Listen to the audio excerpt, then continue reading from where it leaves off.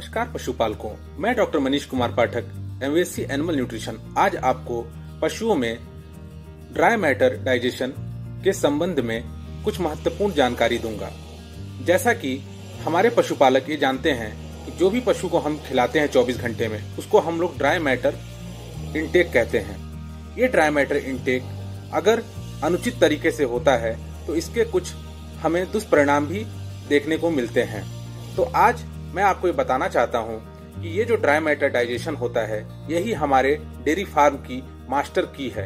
अगर हमें ज्यादा से ज्यादा मुनाफा लेना है अपने पशु से, तो हमें अपने पशु का जो ड्राई मैटर डाइजेशन है या जो शुष्क पदार्थ की जो पचने की जो क्षमता है, उसको जो है हमेशा मेजर करते रहना चाहिए या नापना चाहिए।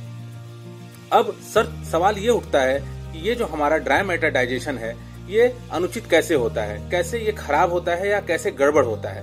तो इसके संबंध में ये देखा गया है कि जब कभी भी हमारा पशु आहार या हमारा भूसा या हमारा हरा चारा हम लोग अगर अनुचित तरीके से खिलाते हैं या अगर हम उसको इम्बैलेंस तरीके से खिलाते हैं, तो उस संबंध में देखा गया है कि जो है हमारा जो डाइजेशन होगा, हमारा ड्राई मैटर डाइजेशन होगा, वो ठीक नहीं होगा। इसके अलावा अगर कभी कभी हम क्या करते हैं, पशु आहार को ज्यादा खिलाते हैं या जो है हरा चारा या भूसा को हम कम खिलाते हैं, या इसके उलट हम भूसा ज्यादा खिलाते हैं, हरा चारा ज्यादा खिलाते हैं या पशु आहार कम खिलाते हैं। इसके अलावा जो और भी जो निम्न कारक हैं, वो हैं जो ड्राई मैटर डाइजेशन को खराब करने के लिए। उसमें जो आता है वो है जैसे अभी बहुत ज्यादा गर्मी पड़ेगी या नमी रहेगी।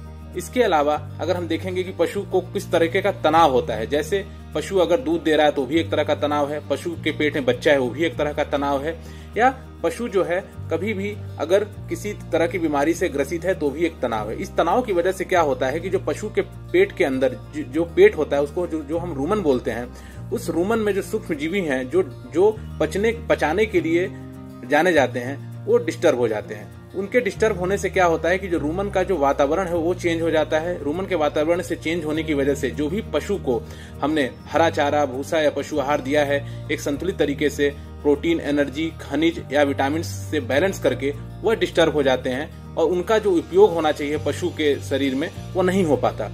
अब उसकी वजह से होता क्या है कि 10 से 15% जो है दूध का जो है नुकसान हमारे जो है पशुपालक उठाते हैं।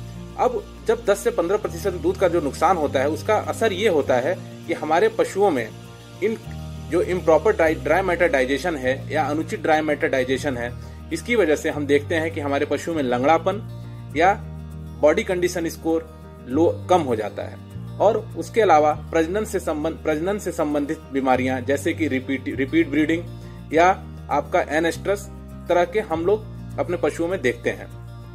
और इसका असर ये हो गया कि जो भी हमारा पशु रेशा खाता है, जिसको हम फाइबर बोलते हैं, उसका भी जो है डाइजेशन 15% कम हो जाता है। क्योंकि हम जानते हैं कि जो भी रेशा हम पशु को दे रहे हैं, वो रेशा एनर्जी का जो है सोर्स है, जो पशु अच्छे से पचा के जो है दूध और प्लस फैट और एसएनएफ में हमें देगा। तो मेरे प्यारे पशुपालकों, हमें बहुत ध्यान देने की जरूरत है कि जो भी हम पशु को खिलाएं, एक संतुलित तरीके से खिलाएं और ये ध्यान दें कि जो भी 24 घंटे में हम अपने पशु को ड्राई मैटर दे रहे हैं, वो पशु पूरी तरीके से खाए और कोई भी अपच की समस्या पशु में न हो।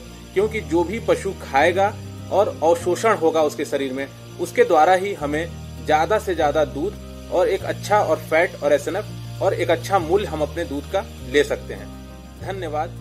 अधिक जानकारी के लिए डाउनलोड करें कपिला फार्मर ऐप।